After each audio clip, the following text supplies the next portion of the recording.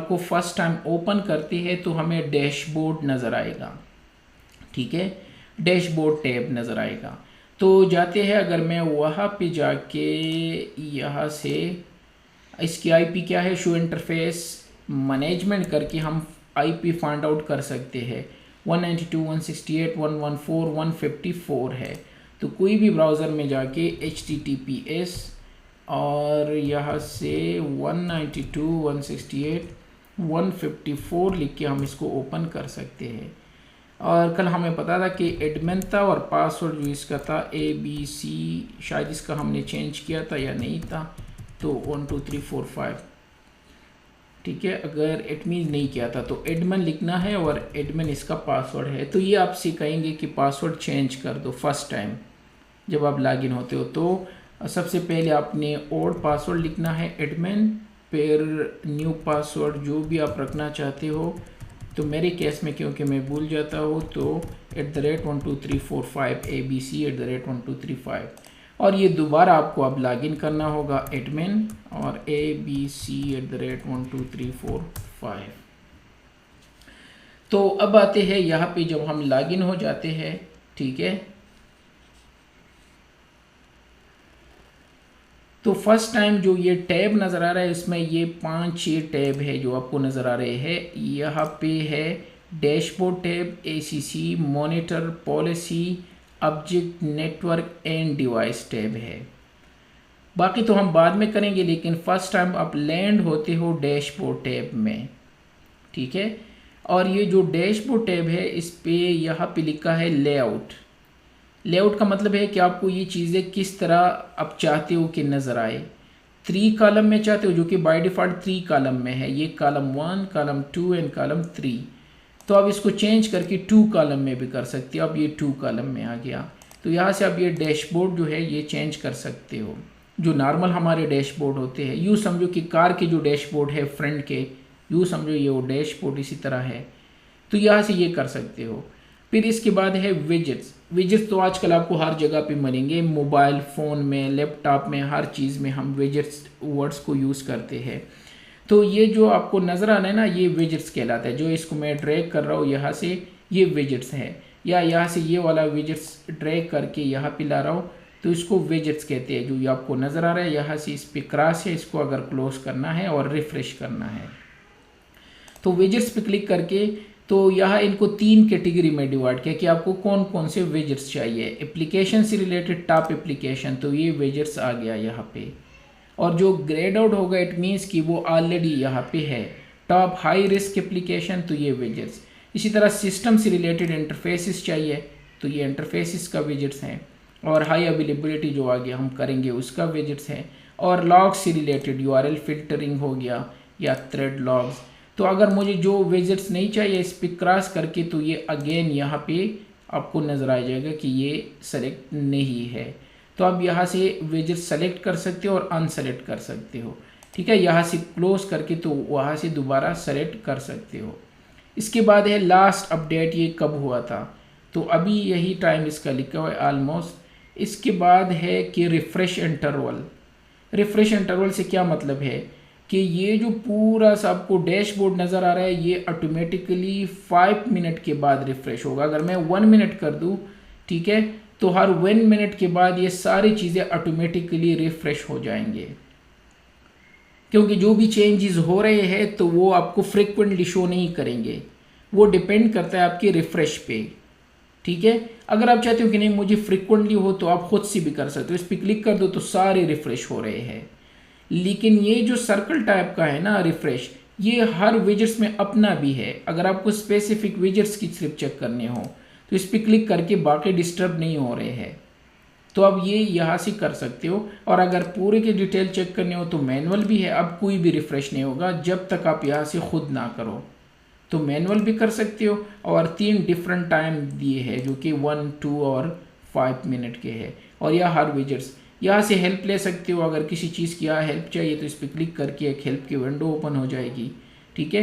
तो ये रहा यहाँ पे। इसके बाद ऊपर यहाँ पे है PAVM। जब आप इस पे ओवर कर लेते हो तो आपको डिटेल शो कर लेते हैं इसके, ठीक है। और ये यहाँ पे लोगो है। अब अगर चाहे तो इस लोगो को और इसको चेंज भी कर सकते हो। अगर अपनी कंपनी का लोगो डालना है तो आप डिवाइस में जाके और यहाँ पे डिवाइस में यहाँ पे होता है सेटअप में एक जगह से हम जिसको चेंज कर सकते हैं वो है ऑपरेशन, और यहाँ पे है कस्टम लोगोज। तो अगर आप इस पर क्लिक कर लेते हो तो लॉगिन स्क्रीन वाला लोगो चेंज कर सकते हो, मेन जब हम एंटर होते हैं उसका चेंज कर सकते हो। ठीक है, तो सपोज़ मैं अगर यहाँ से कोई भी यहाँ से अगर कोई पिक्चर मिल जाए जहाँ से मैं इसको अटैच कर सकूँ, सपोज़ ये वाला पिक्चर कुछ फारवॉल वगैरह का है, ठीक है, और ये लॉगिन स्क्रीन वाला भी चेंज कर लेता हूँ, उसका भी यही डाल देते हैं, या ये वाला चलो ठीक है।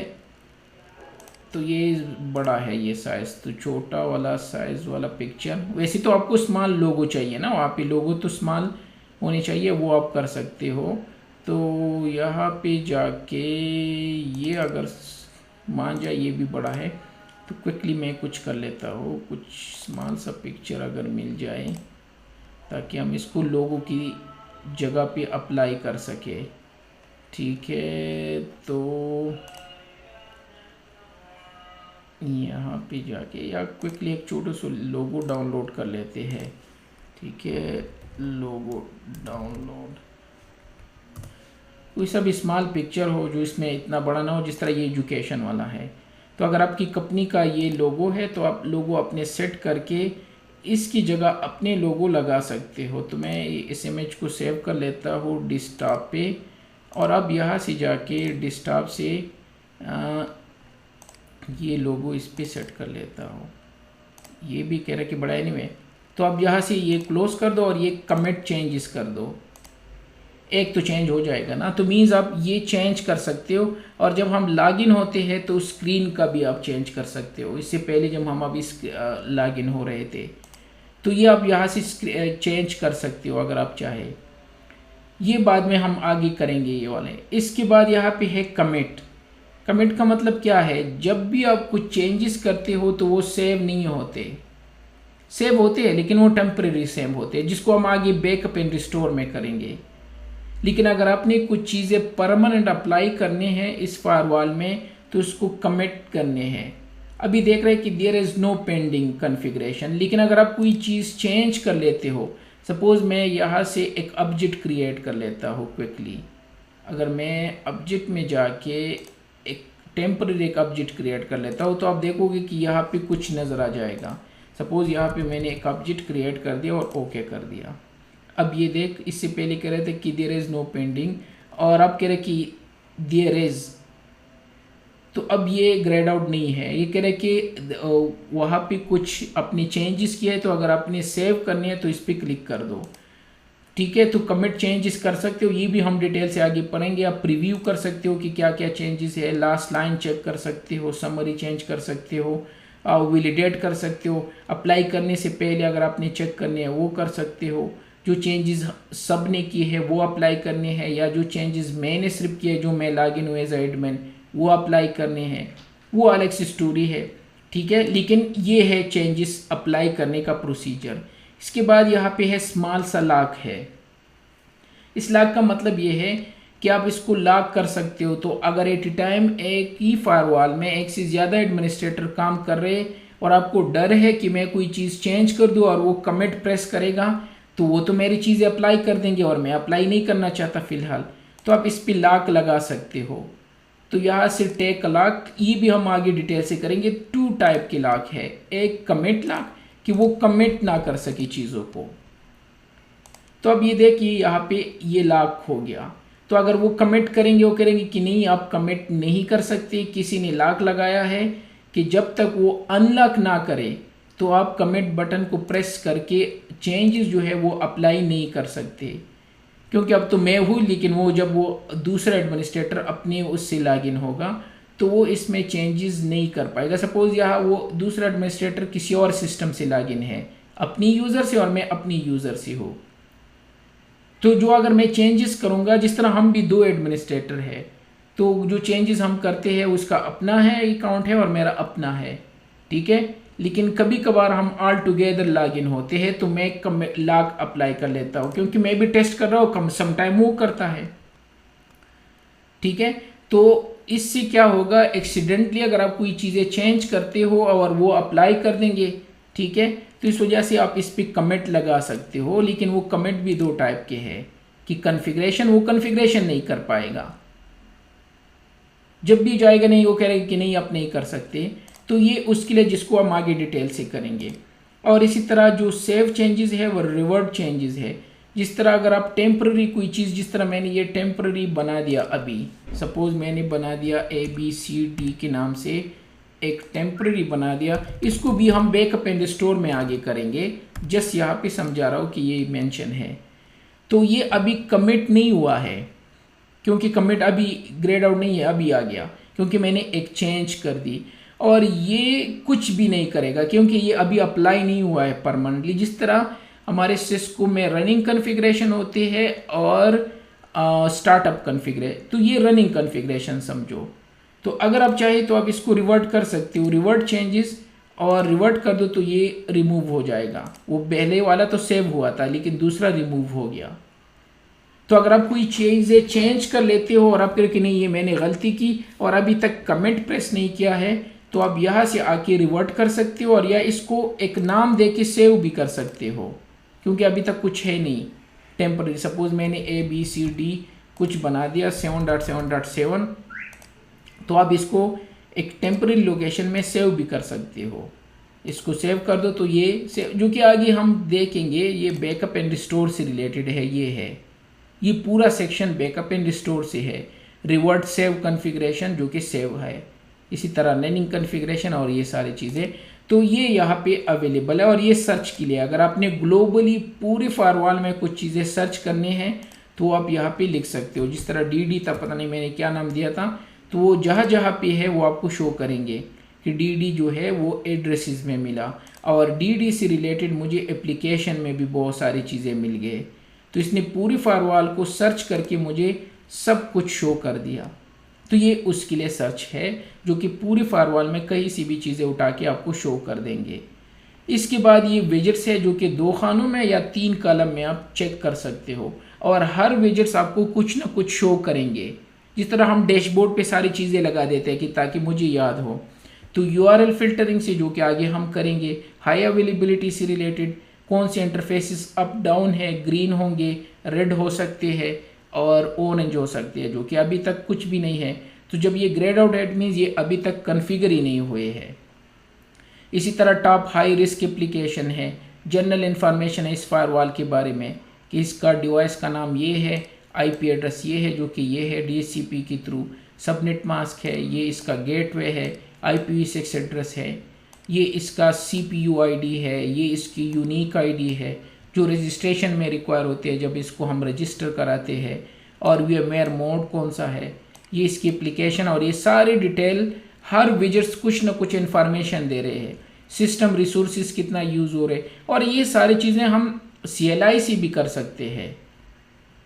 कल मैंने बताया था ना जनरल इन्फॉर्मेशन, अगर आपको जनरल इन्फॉर्मेशन चाहिए तो बाय द वे इस पे SSH भी इनेबल होता है।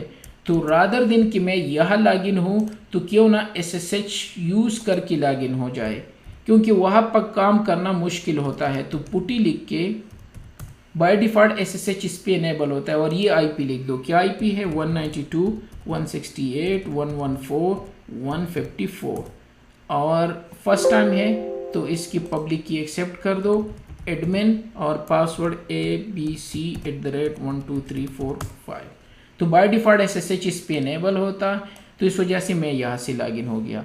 तो इट मीन्स अब मैं 3 जगहों से लॉगिन हूँ, ग्राफिकली, रिमोट के थ्रू और एक कंसोल के थ्रू। ये इसका कंसोल है। तो इट मीन्स यहाँ पे ये लॉगिन जो लिखे है ना, लॉग्ड एडमिन, कि एडमिन कहाँ से है, तो एक जगह ये लिखा है वेब से और CLI से, तो तीसरा कहा गया, रिफ्रेश कर दो, ये देख अभी कह रहे कि 2 जगहों से CLI से लॉगिन है, एक कंसोल से और दूसरा रिमोटली लॉगिन है। और यहाँ पे लिखा है कि एक वेब से लॉगिन है, तो यस मैं वेब से भी लॉगिन हूँ और CLI से भी लॉगिन हूँ और दूसरा कंसोल से भी लॉगिन हूँ। जो कि कंसोल ये है। तो यहाँ पे ये यूज़र आपको शो कर रहे हैं और ये यूज़र हम यहाँ से चेक भी कर सकते हैं, कमांड से भी होते हैं, जो कि मैंने कल कहा था कमांड हम आगे डिटेल से करेंगे क्योंकि ये इंपॉर्टेंट होते हैं ट्रबल शूटिंग में। तो शो सिस्टम शो एडमिन्स करके तो जो चीज़ें यहाँ पे है वो सेम टू सेम यहाँ पे भी मेंशन है, CLI वेब, तो ये कमांड से भी कर सकते हो। और जिस तरह हमने कल ये भी किया था, जो ये सिस्टम इंफॉर्मेशन शो कर रहे हैं, तो चेक कर दो शो सिस्टम इन्फो। तो जो चीज़ें यहाँ पी है, VM है, फिर IP है, फिर DHCP है, वो सारी डिटेल यहाँ भी है। स्पेस बार से जा सकते हो, कंट्रोल L से स्क्रीन क्लियर कर सकते हो, ठीक है। तो ये कमांड हम यहाँ से भी वेरीफाई कर सकते हैं। जिस तरह यहाँ से सिस्टम रिसोर्सेज है, तो सिस्टम रिसोर्सेज में मैंने कल कहा था कि इनमें दो डिफरेंट CPUs लगे होते हैं, मैनेजमेंट प्लेन अलग होता है और डेटा प्लेन अलग है। तो आप यहाँ से भी चेक कर सकते हो सारी चीज़ें, ये कमांड के थ्रू भी कर सकते हो। और यहाँ पे ये वेजेट्स में आपको सारी चीज़ें शो कर रहे हैं लॉग्स से रिलेटेड। तो ये वेजेट्स है जिसको हम आगे डिटेल से करेंगे, लेकिन आपको सारी चीज़ें ओवरव्यू दे रहे हैं। और अगर आप चाहें तो इसको ड्रैग एंड ड्रॉप भी कर सकते हो, वेजेट्स अपनी तरतीब से जहाँ भी सेट करने हैं वहाँ से सेट कर सकते हो। और अगर गलती से ये डिस्कनेक्ट कर दिया या क्लोज कर दिया तो यहाँ सिस्टम में आके सिस्टम रिसोर्सेज और ये दोबारा ऑन कर दिया तो यहाँ पे डाल दिया, यहाँ पे नहीं चाहिए तो इसको ड्रैग करके यहाँ पे डाल दो, ठीक है। तो ये वेजेट्स है। अब आते हैं नीचे, यहाँ पे लास्ट की कॉर्नर में लिखा है एडमिन। जिस यूजर से आप लॉगिन हुए वो लास्ट कॉर्नर में लिखा होगा। और अगर इस एडमिन का पासवर्ड चेंज करना हो तो इस पर क्लिक करके यहाँ से चेंज कर सकते हो, और या ये डिवाइस में भी जाके चेंज कर सकते हो। लेकिन यहाँ भी आपको ऑप्शन दिया है कि आप कौन सी यूज़र से लॉगिन हो, तो वो एडमिन है। अगर लॉग आउट करना है तो इस पर क्लिक करके अब यहाँ से लॉग आउट कर सकते हो, और किसी दूसरी यूज़र से या वापस लॉगिन करना है तो वो भी कर सकते हो। तो मैं दोबारा लॉगिन कर लेता हूँ। तो सम टाइम हमें रिक्वायर होता है कि कौन सा यूज़र लॉगिन है और मैं कहाँ से लॉग आउट करूँगा, तो स्मॉल सी जगह है जो नीचे ये मेंशन है, ठीक है। और चलो एक चीज़ और शो करना था, हमने वो लोगो चेंज किया था, वो दूसरा नहीं हुआ था लेकिन ये चेंज हुआ था, ये देख।